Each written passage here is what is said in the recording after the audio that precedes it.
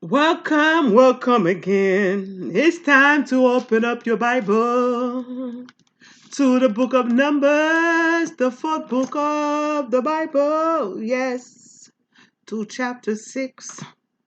Okay, welcome again.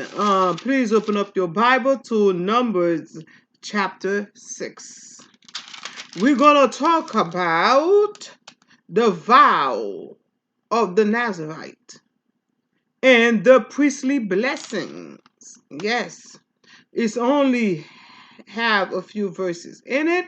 It's not long, only 27 verses. So get yourself ready for the reading of the word with the small explanation at the end. Okay?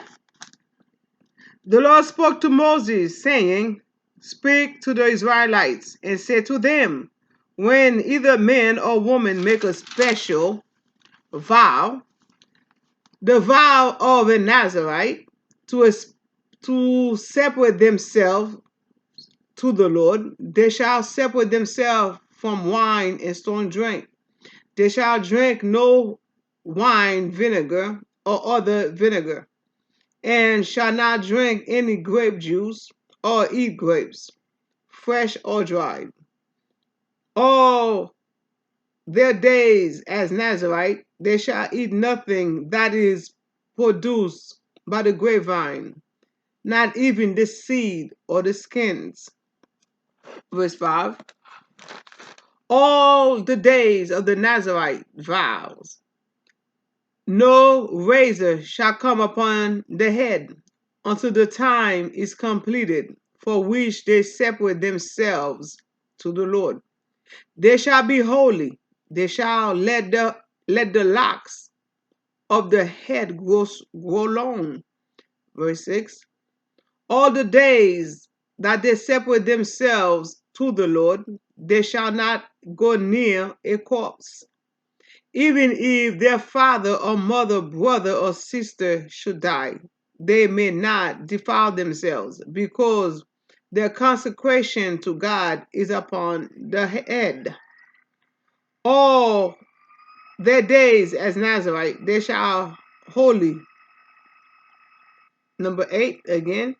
All their days as Nazarite, they are holy to the Lord. Verse 9.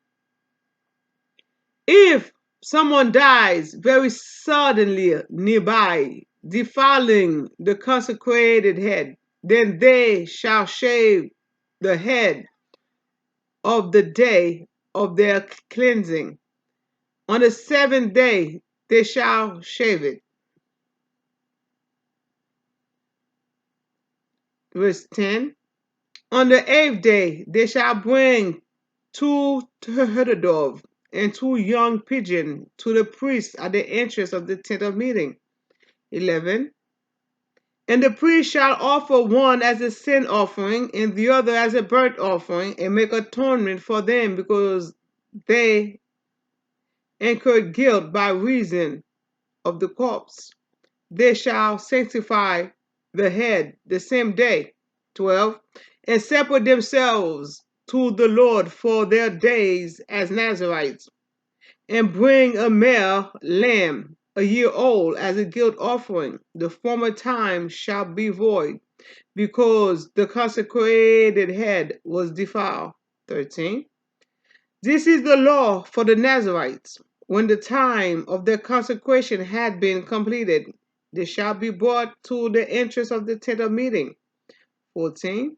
And they shall offer their gift to the Lord, one male lamb a year without blemish as a burnt offering, one ear lamb a year old without blemish as a sin offering, one ram without blemish as an offering of well-being. 15. And a basket of unleavened bread, cakes of choice flour, mixed with oil, and unleavened wafers spread with oil, with their grain offering and their drink offering. 16. The priest shall present them before the Lord and offer their sin offering and burnt offering. 17.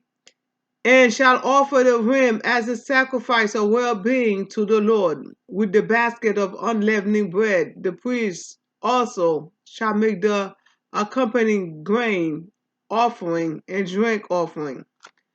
18. The Nazarite shall shave the consecrated head at the entrance of the tent of meeting, and shall take the head from the consecrated. 18 again.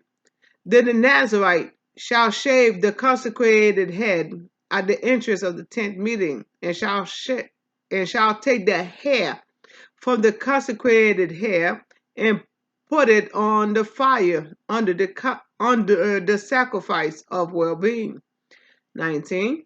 The priest shall take the shoulders of the ram when it is boiled in one unleavened cake out of the basket, and one unleavened wafer, and shall put them in the palm of the Nazarite, after they have shaved the consecrated head.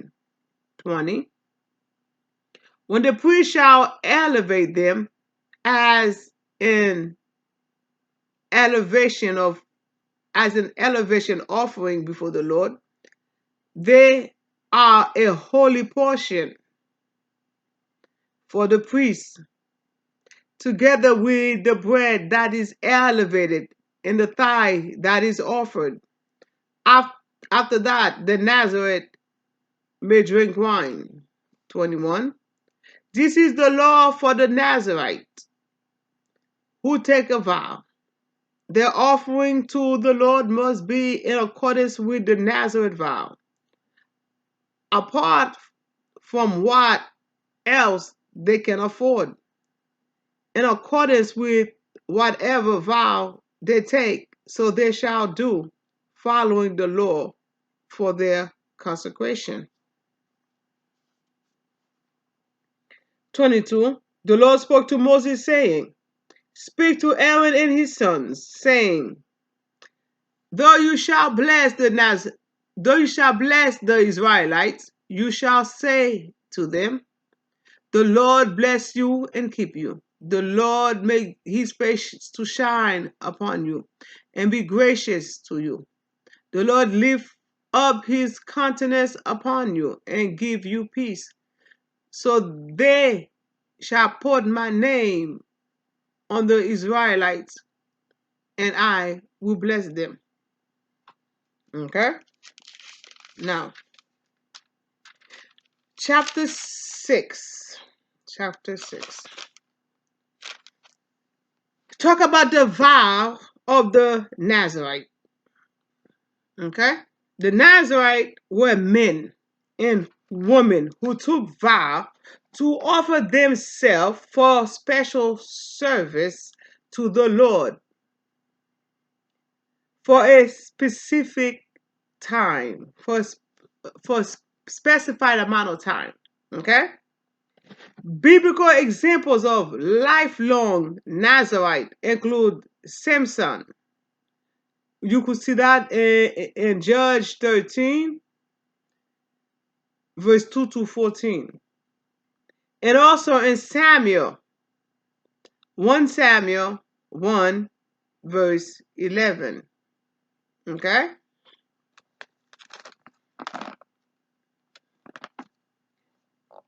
Write those references down so you could have them as lifelong Nazarites,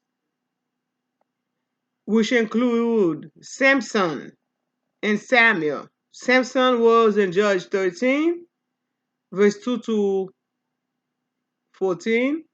Samuel was in 1 Samuel 1, verse 11.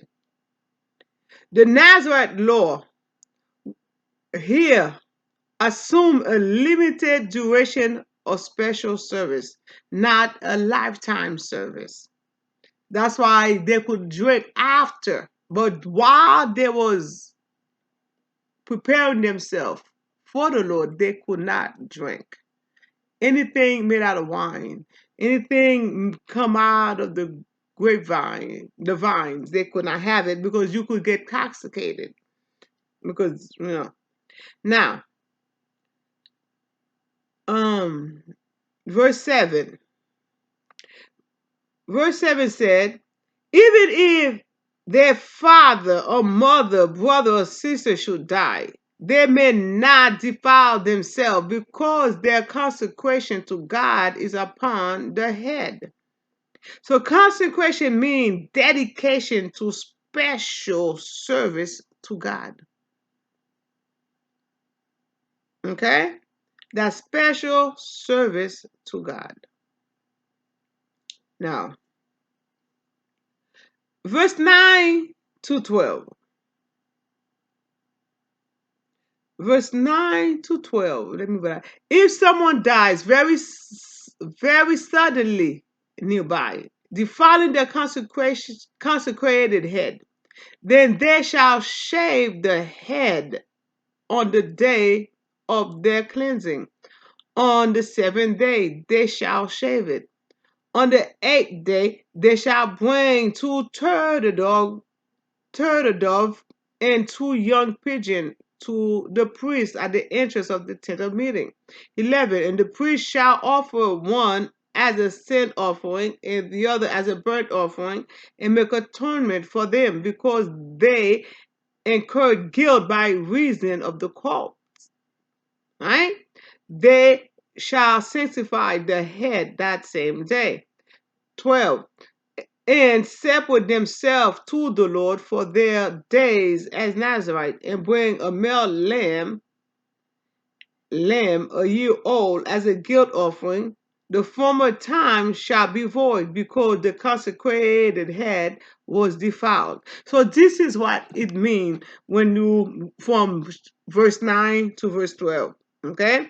Suddenly and unexpectedly coming in contact with a corpse, which corpse caused the Nazarite to become ritually unclean, right? Defiling the consecrated head in verse 9. Okay? Such defilement required the Nazarite to be ritually cleansed and rededicated again. So they had to go through the process, even if they was almost finished with the dedication service. Even if they had finished with it, because they're coming to contact with their corpse, even if it was their own mother who was living with them or their father, whoever close to them who died, if they come into contact with it, they had to rededicate themselves and start the process all over again. Just say they was in a house, accidentally somebody died, and they was there. They had to redo it all over again, start from scratch. So because of that, they become ritually unclean. Now, verse 13 to 20. Right? 13 to 20.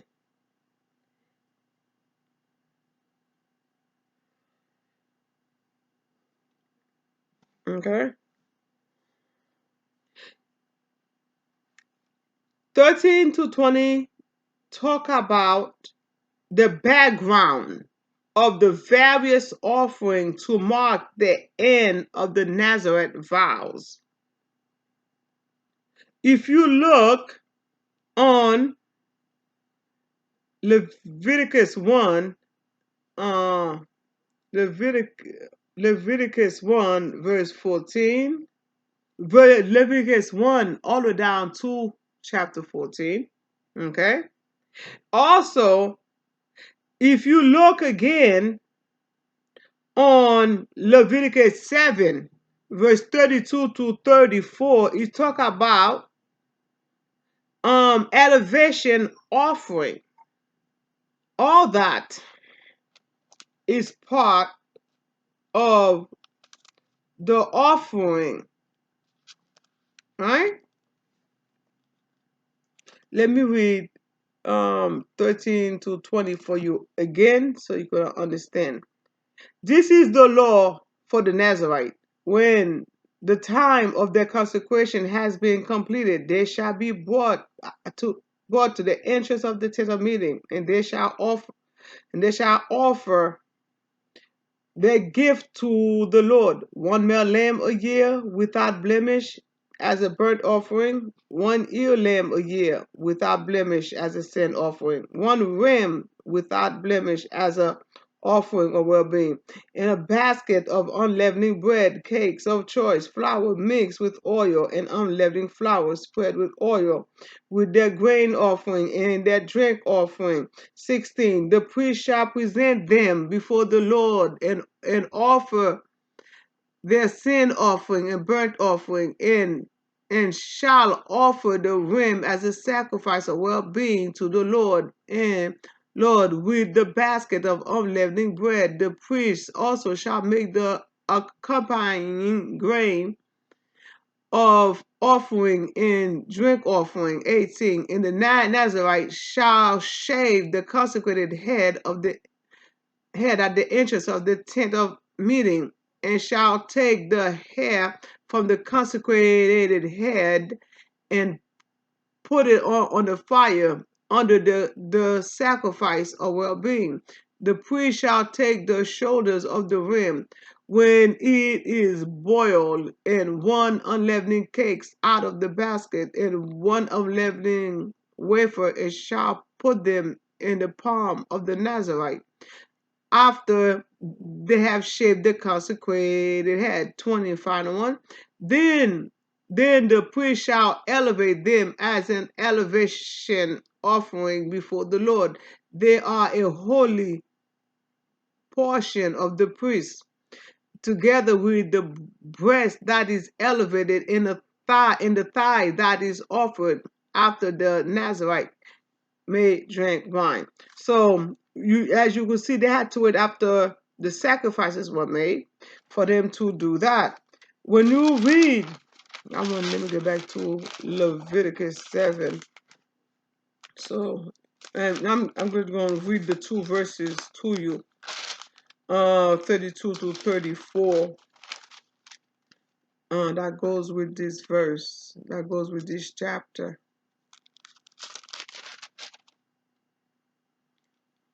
Okay. 32.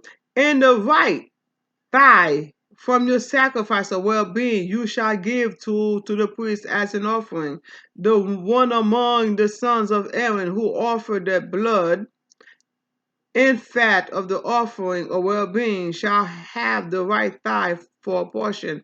For I have taken the breast of the elevation offering and the thigh that is offered from the people of Israel from their sacrifices of well-being, and have given them to Aaron the priest and to his sons as a perpetual due from the people of Israel. Right? So these are all part of the elevation offering. Okay? That's Leviticus 7, verse 32 to 34, and Leviticus 1 all the way down to Leviticus 4. Okay, so write those down. You may need them later on if do research on it, or if you want to preach on the vows of the Nazarites. You already have the verses to go with it to make your sermon easier to be prepared in case you're doing that. Now, the priestly blessing, the second part of it, talk about this priestly blessing from verse 22 to verse 27, right? So it's priests conclude communal worship with these words of blessing and peace. Two silver cylinder discovered by archaeologists and dated to 600 BCE contain portion of this ancient priestly blessing written in Hebrew. To shine the face and lift up the countenance or the face of the Lord, our image of protection, favor, and gracious, right? And graciousness. In verse 25 to 26. Okay.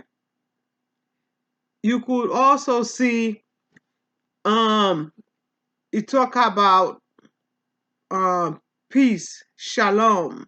He talk about the priestly blessing. Again, if you open up your Bible to Psalm 67, Psalm 67 talk about that. Let me open it up for you. Psalm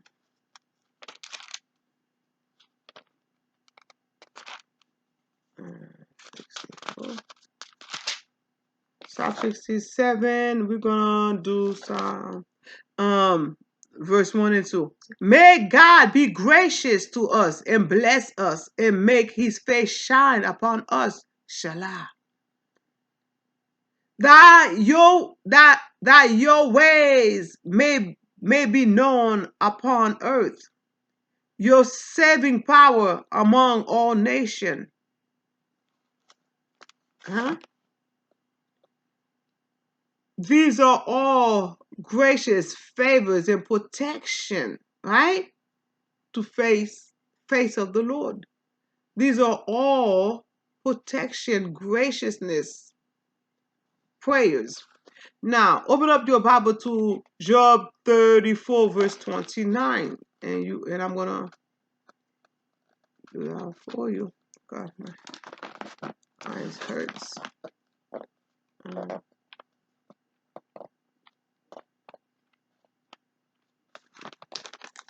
Job 34. Come on, Esther.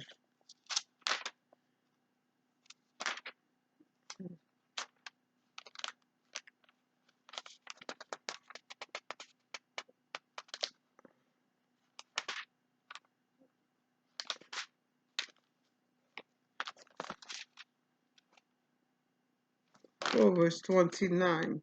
He said, Job 34, verse 29, when he is quiet, you can condemn. When he hide his face, you can behold him, whether it be a nation or an individual. Right? When he hides his face. Right? That's why I said, that's why when the archaeologists, when they was able to discover the cylinder that was dated back 600 BCE, which contained the ancient priestly blessing, which was written in Hebrew to shine the face and lift up the countenance or the face of the Lord, our image of protection, favor, and graciousness, right? And you could see them repeated again in the Bible. So God was talking to us back, and there's proof. That's not only is written in the Bible, but archaeologists who study the past, the earth, they study what's going on, and they find out there's proof of those things. So for those who say there is no God, beware of your words. Okay? Now, peace, shalom. Peace, shalom. Connote well-being and wholeness in all aspects of one's life. In verse 26, right? He said, the Lord lift up his countenance upon you and give you peace, right? Peace. On verse 26. Putting the divine name on the Israelites implies that they belong exclusively to the Lord and that the Lord will care for them, right? And verse 20 says, on verse 27, it says, so they shall put my name on the Israelite and I will bless them. I will put my name on the Israelites and I will bless them. God is saying that The Israelites belong to him.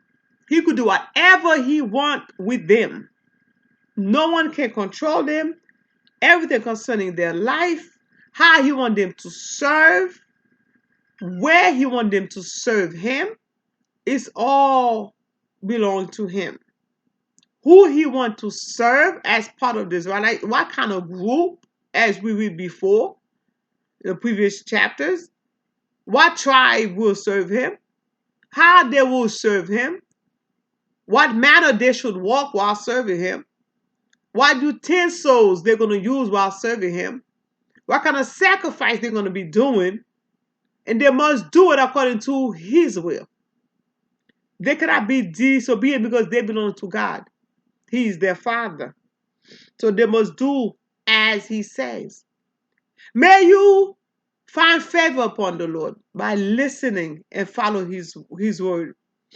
May these priestly blessings that the Lord told Moses and Aaron and his sons to speak out to those people also bless your life. May the Lord bless you and keep you. May the Lord make his face to shine upon you and be gracious to you. The Lord lift up his countenance upon you and give you peace. So they shall put my name on the Israelites, and I will bless them. May the Lord bless you as you keep his word. Amen. Peace be unto you in your home. Shalom. Don't forget to share. Don't forget to follow. So you could spread the word of Jesus Christ throughout the four corners of the earth before he comes. Peace be unto you.